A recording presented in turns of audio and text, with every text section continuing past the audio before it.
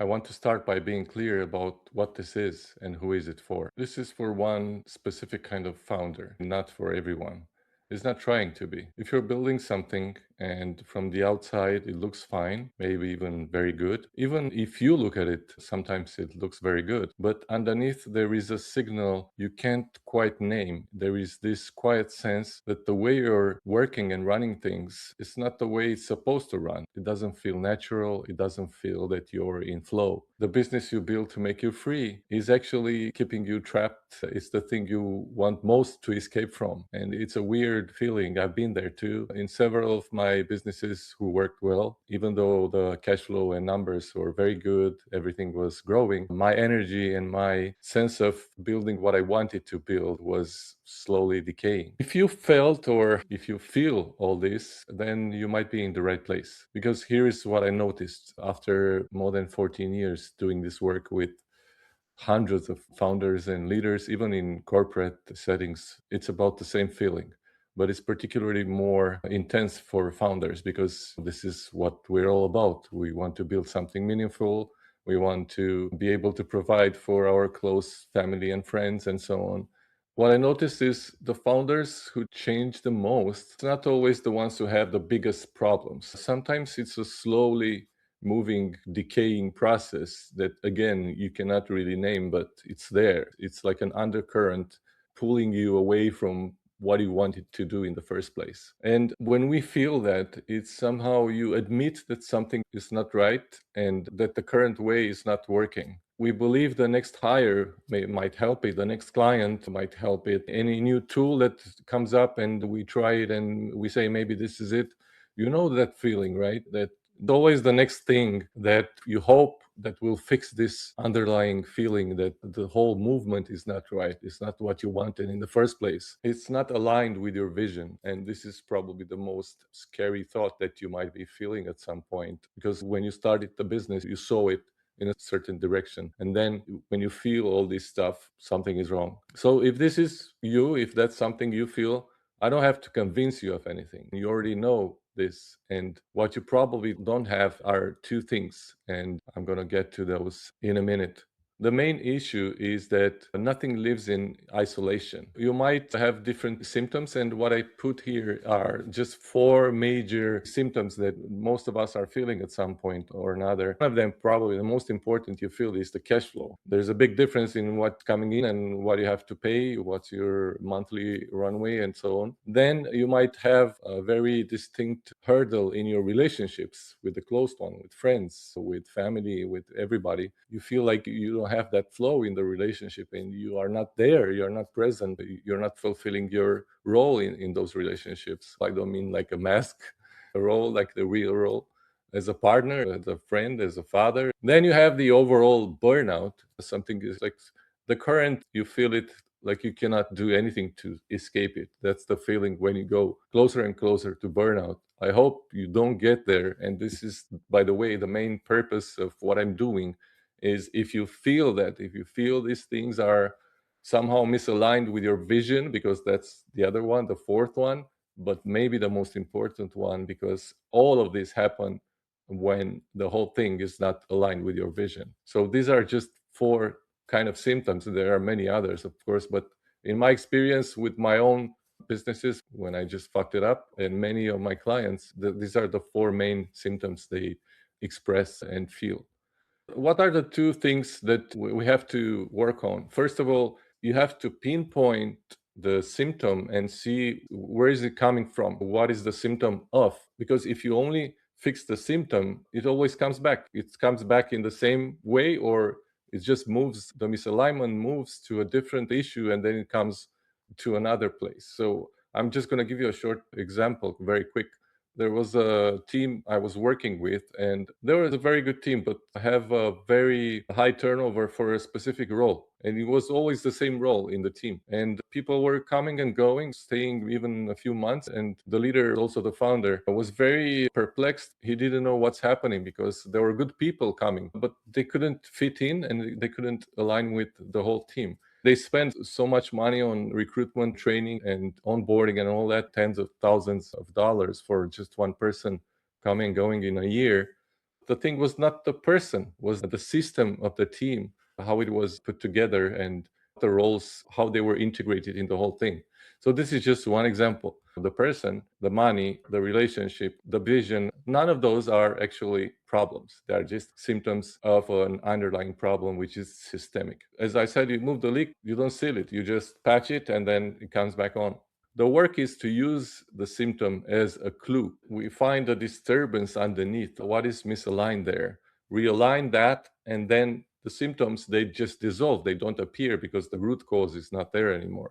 Instead of trying to patch them one at a time, we work on the whole system, on how everything is built, the underlying relationship system. When I say relationship, it's not just between people, it is also about people, but it's about everything else, how it's put together underneath your business. The cash flow bias audit is one layer that addresses one symptom. I'm doing that because it's the major cause for 70% of companies that went bankrupt. In a recent study from CB Insights, they studied over 400 companies, founder owned and run, and they found 70% of them said cash flow is the cause that they went bankrupt.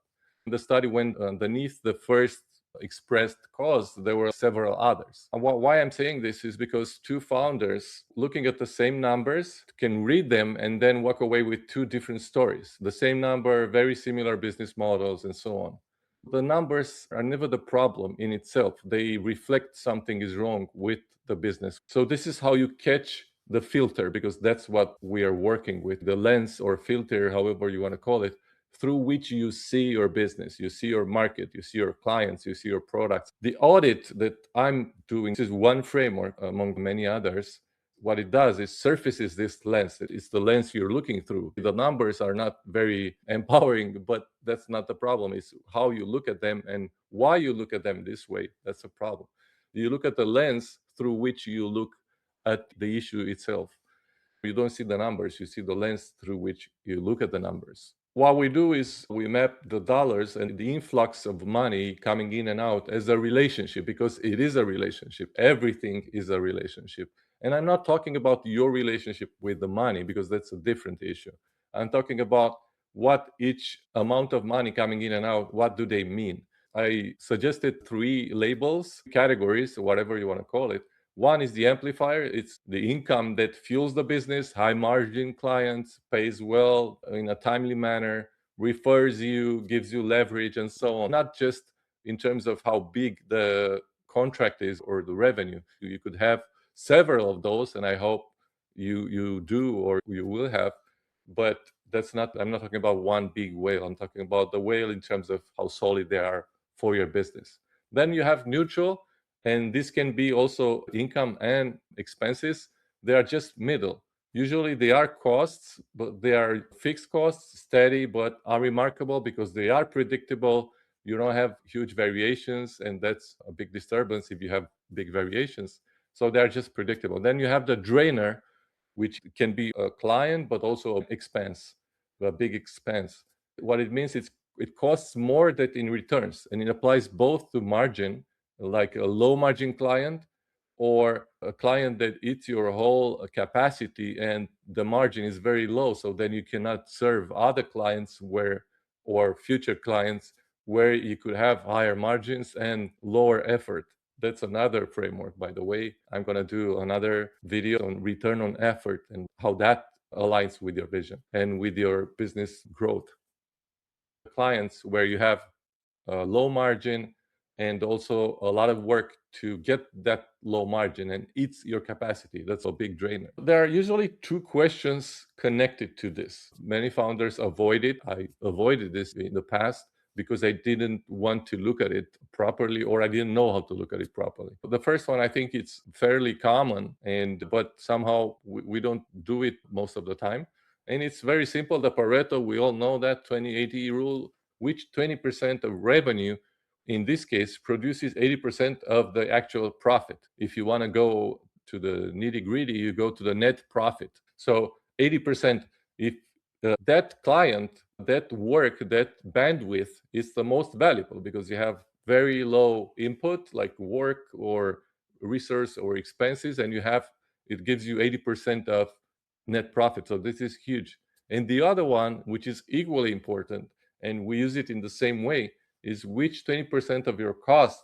And when I say cost, it's not just dollar amount, it's money, time, energy, all together, and anything else, which means a cost, a resource you spend.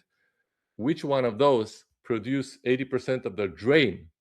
Because you might have one of those big drainers, big cost that is producing the drain instead of producing revenue or added value that you can sell and produce revenue. When we look through this lens, almost everyone, including myself, found or are finding one of these three. And I call them this way: the hero client trap. So, again, this means a big revenue, even the biggest one on the revenue line, but a very quiet loss on the margin once you count the hours or any type of resource you have to involve in getting that revenue. I've been tricked by this before. I had a big client, corporate, in another business, and my whole team's capacity, like 60 to 70%, was serving that client because it was ongoing. And I thought that's a big pillar in my business. But then when you look at the profit and what we couldn't do for other clients, it was actually a big loss. But at the time, which is more than 15 years ago, I didn't know how to approach this. But now I know, and I did that before, and I hope I can help you do that as well. The diversification tax, and this is sometimes very tricky because they might be very fine lines, as I said, $7, $19, 27, whatever, $90 for 3 months, whatever tool or people.